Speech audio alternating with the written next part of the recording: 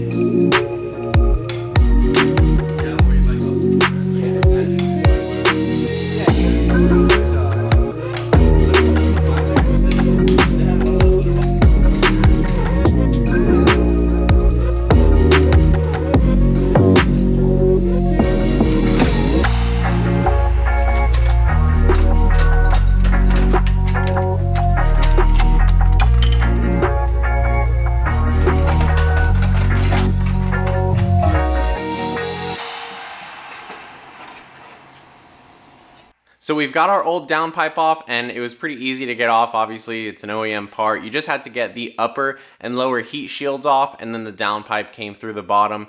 Now to get our new one on, I'm sure it's not gonna fit as well because it is an aftermarket piece and we actually got this from eBay. So you get what you pay for when it comes to these things. If you pay a little more money, you might get something with a good name brand behind it and hopefully it'll fit really well. But let's go ahead and throw this thing on the car, and I think you'll see we have to make a couple modifications in order to get it fit correctly, but we do get it fitted correctly. And then at the very end of the video, we've got some really cool noises to share too.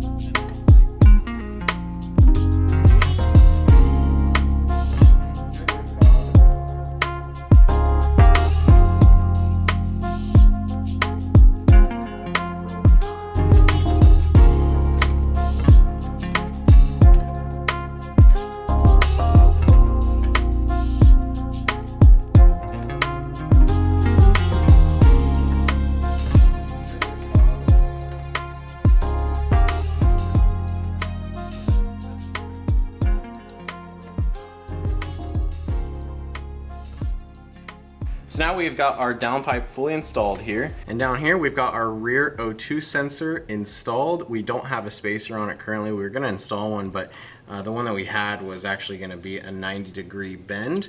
And this one's, we're gonna have to get like a straight one because the bracket on the back side is interfering, and also this heat shield right here.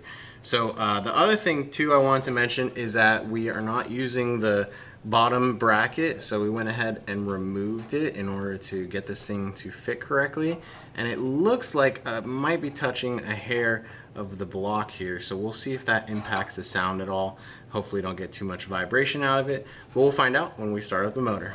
So we've got our downpipe installed. Time to see how this thing sounds. Mara's gonna go ahead and start it up for us, and I guess we'll get some first impressions, make sure we don't have any weird rattle noises from the underside, and then we'll be able to take it off the lift and go test drive it.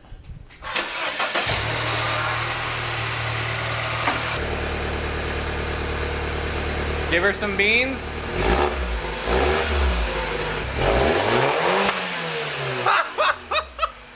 You hear that? Yeah, what the That was crazy! Alright, that was good, that was awesome. We need to go drive this.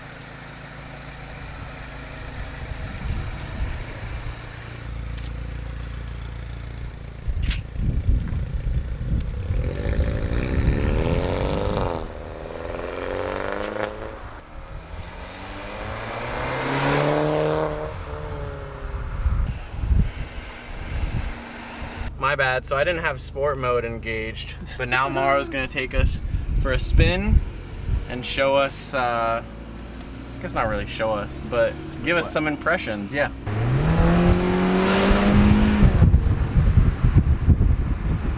It's like when the engine's really like pumping, little backfire, Yeah. wow. To turn around? Yep. Oh, wherever. Whoa! That sounds sick. Whoa! Cheers! Dude.